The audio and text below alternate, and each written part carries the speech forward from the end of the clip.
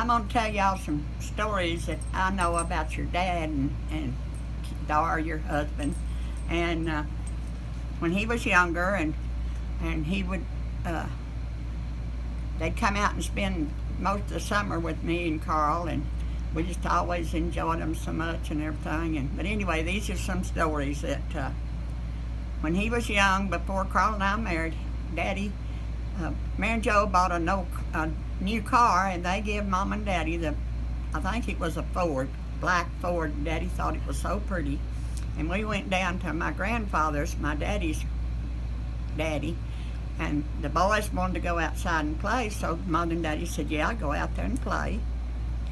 And so when Daddy started out, we started out to get in the car, there were some rocks on top of the hood. And Daddy said,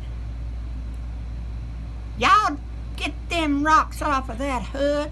So old Kenny just reached up there, grabbed a hold of those rocks and just raked them off of that car, took rocks, paint and all. And I thought Daddy was going to have a heart attack because of that. He'd already scarred up his car already. And then later on, during that time, they stayed that time with us. And they was out in the backyard at Mama's under that old shade tree, that old mesquite tree. And they're throwing rocks at each other. And Daddy come out the door to tell him, you boys quit that. And about that time, there's one hit him upside the head, and he said, God damn, who throwed that rock? Kenny just stood there and shrugged his shoulders, and Kip said, Kenneth Lee, you do too. So he didn't lie about it. He just wasn't going to, I don't know, Papa, And then after that, of course, they were up, they're about the same age, I guess, because the next thing I remember, there was all down there at the house, out there in the farm, and we was all playing 42 or something, and the kids they was all outside playing, and they went down to the pig pen, and they was chasing the little pigs, and they was trying to get them over in the other part so they could play with them, and they was trying to get the old sow where she couldn't get to them, and of course she was running and having a fit, and went to squealing. That's how come I didn't even know they was down there. And so Carl got up from the table, and he said, I'm going to go down there, and I'm going to whoop them, whoever chasing that sow. And he got out and went off the porch, and me and Mary was following him and Joe, and he went and started down there, and Kenneth Lee started to the house. And Mary said, all right, Mr.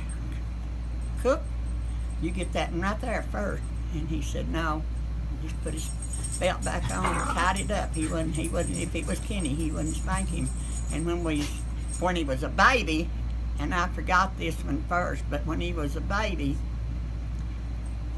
we was up there, and we was all playing cards or something, and we'd put the kids all to bed. And Kenneth still had those braces on, and Carl just thought it was terrible that he had to wear those old braces. And so he said, aren't you going to go back there and see about that baby? And Mary said, no. He knows that he can't get up out of that crib when I put him to bed. Said he'll quit crying, or he'll quit hollering and stuff in a minute, and then he'll go, he'll lay back down when he don't think anybody's coming, or he don't think you're coming, is what she said. And he sat there a little while, and dang, he couldn't stand it anymore. And of course, y'all know, well, I don't know where. Anyway, Carl chewed tobacco, and he just had a can always, and he spit in that can and set it down where the kids couldn't knock it over or anything. He got up, went back there and got Kenny, brought him back up there and put him in his lap, and just started playing cards again. And Mary said, Carl Cook, he's just going to have to cry that out when you go home, because I am not going back there. He knows I won't go back there and get him. And Carl said, may not. When we come home, we brought him home with us for at least the rest of that week or something. And then of course, there's talking about. Mama, tell him about DACA meat. Oh yeah, and bless his heart, when he was little, this is Mama. He come in the back door back there where Mama's house, and he had fell and skinned his little old stomach. I mean, all the way down. And he raised up his little old t-shirt and he said, "Doctor me, Mama, doctor me," because he knew that if Mama doctored him, he's going to be all right then. And that's just a few of the things that I remember that,